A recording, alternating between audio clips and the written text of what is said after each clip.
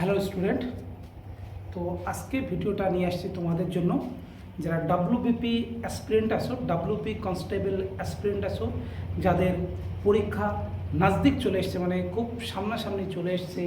WBP constable exam 30শে November.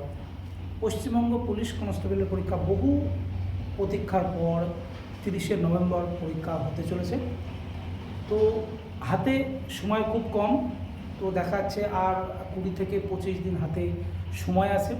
তো এখনও অনেকেরই একটু সমস্যা হচ্ছে যে 1 ঘন্টা টাইম, 85 মার্কস, কোশ্চেন 85। অনেক হয়তো সময়ের সঙ্গে পেরে উঠছে না যে 1 ঘন্টা টাইম স্যার কী করে অঙ্ক, জিকে, জিআই, ইংলিশ কী করে নামাবো, হয়তো সময়ের সঙ্গে পেরে উঠছে না। তো তাদেরকে বলবো, দেখো যারা সময়ের সঙ্গে পেরে উঠছে না, তোমরা পরীক্ষা হলে সেইভাবেই নিজেকে এখন থেকে আরও প্রিপারেশান নাও, যেটা তুমি পারবে সেটাই করবে, আদার্সওয়াইজ অন্যটায় সময় নষ্ট করবে না। তো পরীক্ষা হলে কোশ্চেন পাওয়া মাত্রই তোমার কাজ থাকবে যেটা পারবো সেটাকে আগে ট্যাক করে করে ফেলা। দেখা গেলো 30 থেকে 40 মিনিটের ভিতরে তুমি 50টা কিংবা 60টা করে ফেলেছো, একদম জেনুইনলি করবে আর কি। বাকিগুলো তোমার হাতে সময় থাকছে, সেগুলো করার চেষ্টা করবে, কিন্তু তার আগের থেকে সময় নষ্ট করবে না যেটা আমি পারছি না বা চেষ্টা করে দেখি, এটা চেষ্টাটা পরে করবে।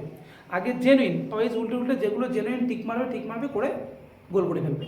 বাকি সময় তোমার থাকবে, সেই সময়টাকে তুমি ইউটিলাইজ করবে এবং ঠিক সেইভাবে এখনও যে কটা দিন সময় আছে বাড়িতে তোমরা সেইভাবে হ্যাবিটটা তৈরি করো, প্র্যাকটিসটা করো বাড়িতে। তাহলে দেখবে অনেকটা হলেও নিজেকে ওভারকাম করতে পারবে এবং কনফিডেন্স আরও পাবে। এবং কনফিডেন্স যদি পাও তাহলে তো কিন্তু তোমার পরীক্ষা ভালো হবে।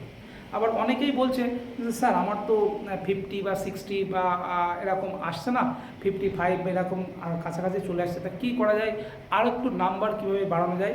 দেখো তোমরা যারা 50 বা 55 বা 60 পারছো, সেটাও কিন্তু যথেষ্ট ভালো স্কোর চাকরি পাওয়ার জন্য। তবু আমি বলবো